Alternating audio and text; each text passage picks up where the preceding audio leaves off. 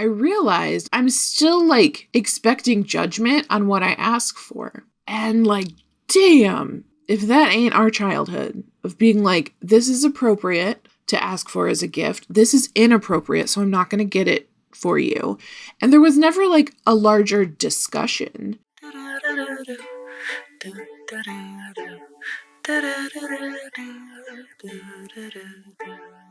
Hey friends, welcome back. I'm excited to talk to you today because this episode is coming out just a couple of days before my birthday.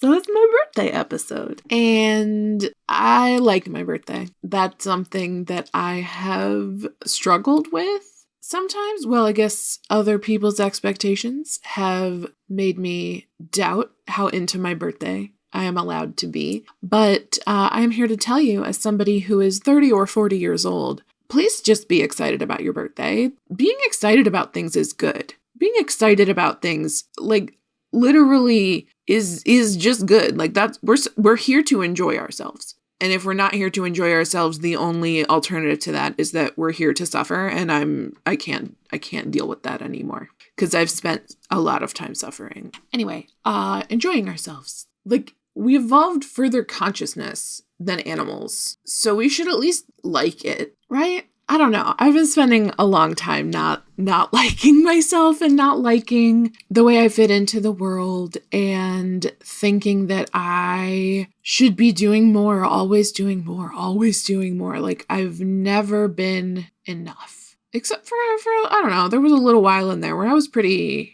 enough. And then I went on Cymbalta and that shook the OCD loose. And now I see that the fears and anxieties that I thought were perhaps keeping me safe are indeed like load-bearing, maladaptive coping mechanisms. So I have been doing the work of enjoying little things. And that has been difficult, but it's also been easy. Because once you decide to do it and you're like, hey, don't feel bad about getting a coffee, then you just kind of get to drink a coffee. And I like it.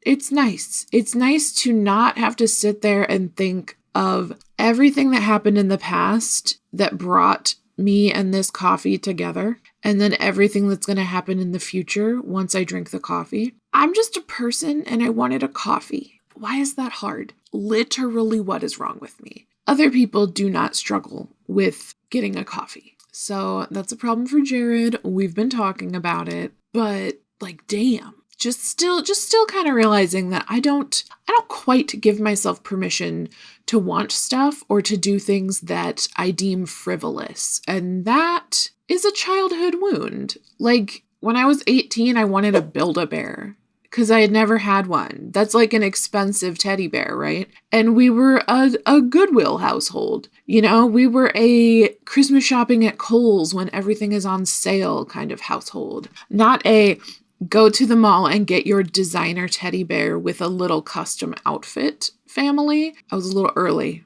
on that.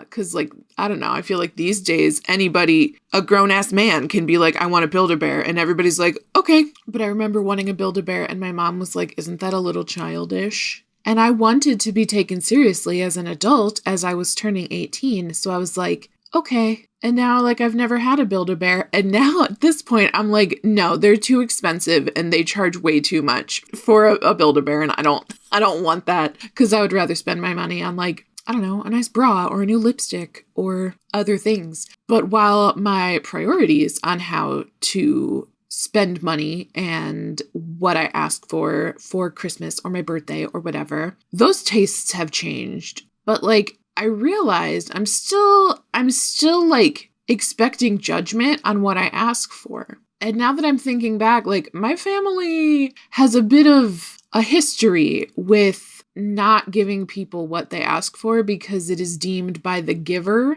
to be inappropriate for the receiver to have asked for that. Like this one year, Jess was going on a service trip, like an alternative spring break type thing, like to I want to say like the Texas, Mexico border, something about teaching English. Not 100% sure what it was. And they did end up doing another alternative spring break in Nicaragua and then spent a summer in Nicaragua. So like the bilingual educator in them has been active for a good while. And one year for Christmas, they asked for money to fund this trip because they had to come up with, whatever certain amount of money to like cover the school's costs and getting everybody down there. And our family decided that was an inappropriate ask, and it is inappropriate to ask for money as a gift. So instead, Jess got a bunch of random stuff that they didn't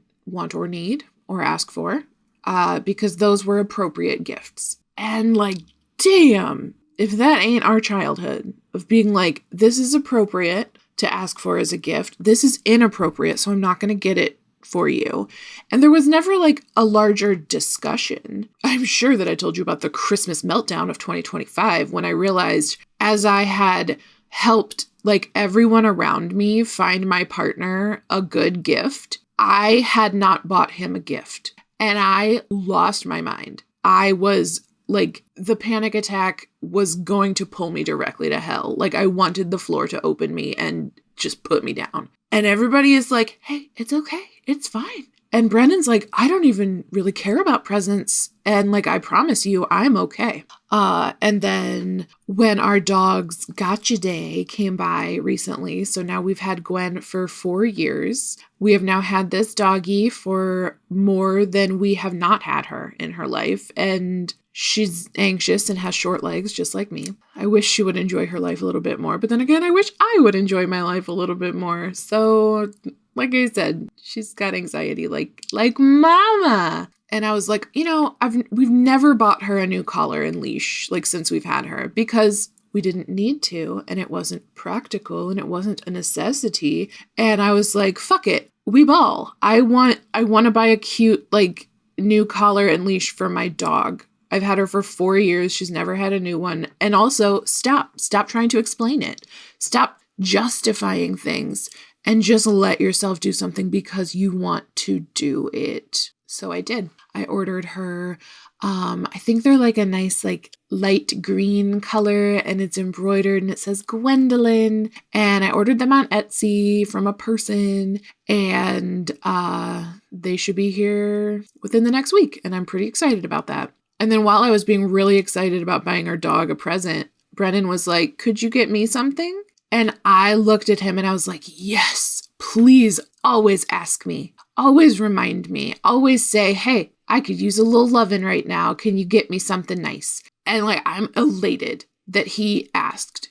Because honestly, knowing that like this man doesn't really care about gifts, I'll buy him something if I think of him. Like I get him like little keychains or like little stuffed animals or a bag of candy. He's he's got a sweet tooth. Like at night before bed, he's got to have something sweet. And I know he really likes chocolate. So like I'll get him something nice and chocolatey, but I haven't like on purpose shopped for a gift for him in a while. And I think it was good for both of us that he asked for that. Like, I think it was good of him to be like, I do want a present. And it was great for me to get that feedback and have him ask for what he wanted, because I've been doing that work for myself, asking for what I want. And like, thank God somebody else around me is showing me what it feels like to be the person who is asked, because I felt wonderful when he asked me to get him a gift. I felt so happy that I had like a direct line of some way to make my partner feel cherished. And I went shopping on Etsy and I found a store that like 3D prints accessories for wargaming. He plays Warhammer 40K and like Star Wars Legion, I want to say. He plays tabletop games where you have to like paint little dudes, and his paint supplies have been all over my new coffee table. So I'm like, I have a solution for both of us. So I got him like this ruler thing. It's like a 3D printed ruler that comes apart, because sometimes you like when you move your guys on the table, you can only move like 12 inches, but you can split that between different guys. And so this ruler like comes apart so that you can measure out your 12, and like you don't have to like have a measuring tape and and do it all separately. Like you can visually have the pieces of ruler out on the table showing you like how many inches you're moving. And I'm like, sick. That sounds awesome. So I got that in purple with like gold accent color because he likes purple and orange. And I don't know, I know he likes purple. Orange is his favorite color, but I also know that he likes purple. And then I got him a same purple. That's the cool thing about 3D printing is like you can get a matching set of anything because it's just the same filament, right? And you put a different file in the printer. 3D printing is crazy. And I kind of love it. And it's like a little bit Star Trek. And I appreciate that, I guess. I don't know. One day we'll have food replicators. And on that day, everyone with ADHD will rejoice. And ADHD. Like if I could go up to a replicator and be like, I want a bowl of spaghetti and meatballs from Bob Evans circa 2004, it will give that to me because it is a replicator. I don't even know if Bob Evans still has spaghetti and meatballs. That's another thing. Here we go. I'm just going to keep opening up stories and telling you little bits. And then hopefully by the end of the episode, we close them again. I've realized that spaghetti and meatballs is one of my favorite foods. And also cheeseburgers. Cheeseburgers are a safe food for me right now. And the other day we had gotten takeout like twice that week. And I got a cheeseburger both times from like 2 different places. And I was like, oh, is this like too much red meat? Is this what the headlines talk about? And Brennan was like, you would have to eat a cheeseburger like every single day for every single meal for your red meat consumption to be a problem. You're fine, which is great because I need that because I have anxiety. Because when a headline comes out that's like, oh, hot dogs take 7 years off your life, I'm like, I'm dead. I've died already. This is my ghost because I've eaten hot dogs. I've eaten enough hot dogs to take all the years off of my life. Dear God. And then I realized that that's not actually what the science says. That is a headline that a copywriter has written to get people's attention to bring them to a hot dog study, which is more about poverty and food deserts than it is about hot dogs. So I need to be calmed down sometimes because I like to take large data sets and make them about my specific morality and how good I am as a person because I'm super fucked up in the head. Super fucked up in the head. Just absolutely massacred up there. Because my mom didn't want me, I guess. I don't know. We'll find it. Jared has job security for years and years at this point because I don't think we're ever going to reach the bottom of this particular barrel of monkeys. Okay, so let's see. Let's close this back up. I'm super fucked up in the head. Hot dogs, cheeseburgers. Okay, the cheeseburgers. I was trying to figure out why I like cheeseburgers. I was trying to give myself a reason. Like, I'm on my period, so I'm craving red meat. Or I don't fucking know. But I was looking for a reason to like cheeseburgers. And then I realized, oh, you're thinking way too hard about this. You just like them. You just like stuff. You like spaghetti. And maybe there's reasons. Maybe you like spaghetti because it's a meal that we ate as kids a lot. And maybe you like spaghetti because it was a comfort food that I got when we went out to eat and I'm autistic and it's a safe food. But I don't have to sit there and think about all of that. I don't have to know how the sausage is made. I can just like stuff, which is crazy for me. Because I used to just be a person. Like, I used to just be a normal person and be like, ooh, I like that thing. I'm going to do that thing. And then at some point I became a person who also has to back up why. Oh, okay. Sorry, I'm having a moment. Yeah, okay, never mind. Because I'm so fucked up in the head. Because my ex-husband, wonderful elderly predator that he is, if he didn't like something I liked, or if he didn't like something I said, I would have to come up with like some kind of airtight explanation. He just wouldn't take me at my word about anything. Like, I told him that being addressed by my name in conversation, like if we're just talking and you're like, that's so true, Caitlin.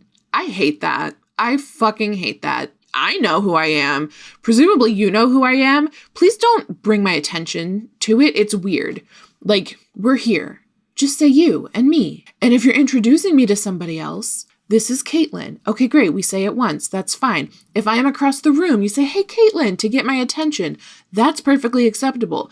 But when we are here having a conversation between two people and there's nobody else involved, why are you saying my name? That's weird. I don't like it. And he didn't let me just not like it. So I had to go rooting around and figure out why. And I was like, yeah, I don't know. It makes me feel like I'm in trouble. Like my mom is like saying my name to get my attention or to point out that like I am the problem, right? And he was like, well, that sounds fake. And only when Jess confirmed that they also have that same problem. Like they don't like being addressed by name in a conversation like that, except for like making a point. Like sometimes I'll just like text them their name in like all caps, period. And they know to like sit back because I'm about to tell a story, right? And it's sort of like I'm scrambling to them through a crowded room and being like, Jess, you have to listen to me right now. And that again is an acceptable use of a name. But anyway, I feel like I'm in trouble when you just address me by name and it's not to get my attention. It gets my attention basically. And it tells me something's wrong, like alert. And he was like, no, I don't believe you. And then Jess was like, oh yeah, I get that too. And then my illustrious, hopefully dead soon, predator of an ex-husband, I decided I get to say things like that now, was like, oh, okay, well then I guess it's real. Oh, that's gaslighting, isn't it? Being like, no, that's fake. You're making that up. That's such a weird thing to believe. And then believing it so easily when it's like the next person who says it and being like, I don't know what all the fuss was about. Like it's clearly it's a thing. Dear God, like no wonder my head is fucked up. I spent like 7 years trying to make a man whose hobby was torturing me psychologically happy. Like I can't make that guy happy. The only way I can make that guy happy is suffering. Because that's his hobby. His hobby is making me so tired and exhausted that I just serve him and then go to bed. Because anything else is too much. God, what a number people do on our psyches. All right, so we hate that guy. And I'm allowed to like cheeseburgers. Maybe that's the end of that story. I don't know what else I opened up along the way. Hopefully it occurs back to me. Nope, because we got to food from replicators and we got to replicators from 3D printers. So I also got my partner this little like paint pot organizer thing because he has like all these little acrylic paints that are very expensive because they come from the company that makes the wargaming supplies so they can charge whatever they want. And like the 3D printed thingy is like specifically shaped so that they just stay snug as a bug in a rug. And so like he tucked all his little paints into his little paint thing and I got him a brush holder and I got him something else that I can't remember. Oh, it was like a singular paint pot holder and it has like a little thingy that like holds the lid open so that the lid isn't like falling closed while you're trying to dip your paintbrush. And I'm like, okay, he paints, I paint. If somebody got me stuff to make painting easier, I would love that. So like, I feel like it's a pretty good gift. It's niche. I got things in colors that he likes. And they came last night and he opened it up and he liked it all. So that made me happy. It made him happy. And soon our dog will also have her new presents. Speaking of my dog, she doesn't know how to play. And once again, I feel like I'm talking about myself with this dog at the same time because like she has toys and she used to play with toys. She used to squeak them and she used to, I don't know, nose around with them and make the crinkle sounds and do all the things you're supposed to do. And sometimes she would even rip the stuffing out and rip tags out and she hated embroidery and eyeballs. And so she'd just pull things out. And like, dude, at this point, even if she was destroying her toys, I would be happy that she was playing with them. But she's not even interested at all. And so I'm like, does she have depression? And we took her to the vet recently and I'm like, I think she's depressed. And so we're doing some blood work to test for Cushing's disease because she's had several disparate symptoms where I'm like, she just doesn't seem to like to play anymore. Also, she drinks a lot, like she chugs water. And we like took her in for some initial blood work and I'm like, is she diabetic? And she wasn't diabetic. And I'm like, we noticed that she drinks a lot when like the cats are fighting or something. And so we're like, is she anxious? Like she's anxious about the cats. So she goes and occupies herself with water.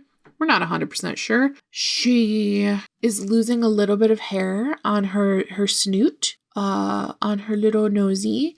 And that can be from rubbing, that can be from like her pawing at it if like she's got allergies and stuff and the pollen is happening because it's springtime now. So like there's always been an explanation for stuff. And then we got a new vet at our vet clinic. They hired in a third vet, and she was like, well, with all of these together, it could be Cushing's disease, which is like a cortisol thing. So now we got to come up with that money. So please join my Patreon so that my doggy can get blood work and we can figure out if she has Cushing's disease, which luckily is not like a fatal thing. Like, it's manageable with meds and stuff. Just like Mama's anxiety. But yeah, she doesn't play with stuff, and it makes me sad, and it makes me think that something's wrong. And then it's like, well, you don't necessarily do the things that you used to enjoy either, bitch, huh? And I'm like, ah, oh, damn, you got me there, me. So I guess I have to eat cheeseburgers and paint because those are things I like. And I am allowed to do things I like without having to earn it or qualify it or justify it or convince an old man who is near death that I deserve it. He's not that old, but I don't care because I'm allowed to be mean to him because he was mean to me. So anyway, one final thing as I approach 40 is I can tell you without a doubt that Tennessee just came out. Did you hear that? I can tell you, girl, it's 8 a.m. I can tell you that, like, if I saw a 23-year-old, I would not consider them a viable romantic or sexual partner. Even if I saw a really hot 23-year-old and I was like, hey, baby, tell me about yourself. And they were like, well, I just graduated college. I'm 23. I would be like, just kidding. I'm out. Like, when I was 32, I kissed a 25-year-old and I felt like that was gross. So as I am approaching 40, and I know in my entire soul that I don't want a 23-year-old, I just cannot imagine what this man was doing. Like, obviously, besides looking at me, a 23-year-old, naive, traumatized person, and being like, I want that one. That one looks easy. And like, dear God, I would have just been like trad-wifed up and pregnant and barefoot and God knows what else. That man would have driven me to an early grave. Anyway, I hate that guy. But I think that's partly like why he's been on my mind a lot more, is because like I'm getting to be the age that he was when we met, and it's fucking with me. Because no way in my right mind would I pursue someone so much younger than me. Just so inexperienced in life. And like, that's not to say that like 23 is immature or bad or whatever. No, but you're 23 and you have stuff to do and things to learn that can only be learned with time. And like, take it from me, please don't learn how to sidestep an abusive predator. That one does take time, but like I'm telling you right now, you don't necessarily have to go learn that one. You can learn from me, and you can just be like, no, thank you, old man. Call him old man. If he hates it, he's not the one. Run away, babe. Anyway, okay, I'm gonna go because I have to go to work, and I love you, and I will talk to you again soon, and enjoy your birthday month whenever it arrives, and ask for the things that you want, because the people who love you will be so pleased to have a roadmap directly to your heart. That's a gift that you give them, and then you also get a gift, and everybody wins. Okay, I love you, bye. Don't change your approach and tell you a joke to lighten your load and help you along, or sing you a song. Do-do-do-do-do, do-do-do-do, do-do-do-do, do-do-do-do.